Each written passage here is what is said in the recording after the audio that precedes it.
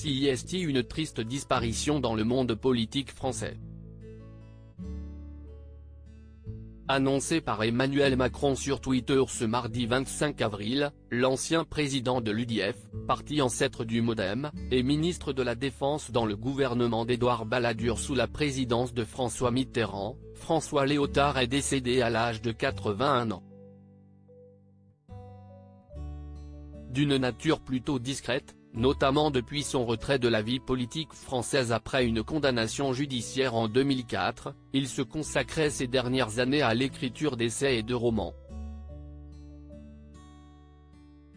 Mais l'homme politique n'était pas la seule personnalité connue de sa famille. Son frère, Philippe Léotard, a longtemps fait parler de lui également, jusqu'à sa disparition en 2001, à la veille de ses 61 ans. Évoluant dans le domaine de la comédie, il était également connu pour sa relation passionnée avec Nathalie Baye, de 1972 à 1981. Rencontrés sur un plateau de tournage, les deux comédiens sont tombés fous amoureux l'un de l'autre, au point que Philippe Léotard a quitté femme et enfants pour convoler avec celle qui avait 8 ans de moins que lui. Mais leur relation a été malheureusement ternie par les vices du comédien.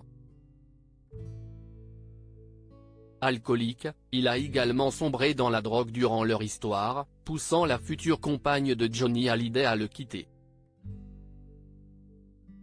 Malgré cette rupture très douloureuse pour Philippe Léotard, les deux ex-amants sont restés très proches, Nathalie Baye ayant même été présente au chevet de son ancien amour lors de la fin de sa vie en 2001, je m'en souviens comme d'un moment extrêmement douloureux.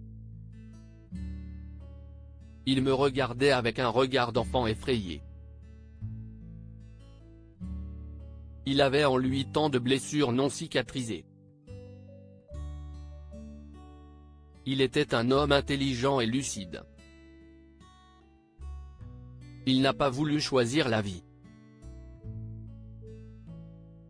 J'ai été impuissante à le sauver, avait-elle alors confié, a rappelé le journal du dimanche. Ces tragiques décès de personnalités qui ont déjà marqué l'année 2023. François Léotard, la perte de son frère, une douleur sans fin. Le décès de Philippe Léotard a également été un grand drame dans la vie de son frère François.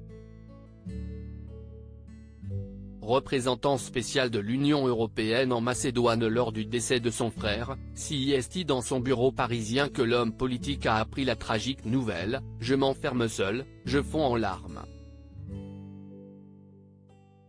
Nous étions si proches, je l'admirais tant », a-t-il confié auprès de Paris Match. Je savais qu'il se détruisait depuis des années, que, marqué par les morts de Patrick Dewar et de Coluche, il était attiré par l'abîme. Une descente aux enfers à coups de drogue, d'alcool et de médicaments. Mais j'enviais son irrépressible goût pour la liberté, avait-il alors reconnu. Une peine qui a désormais pris fin, les deux frères s'étant retrouvés dans l'éternité.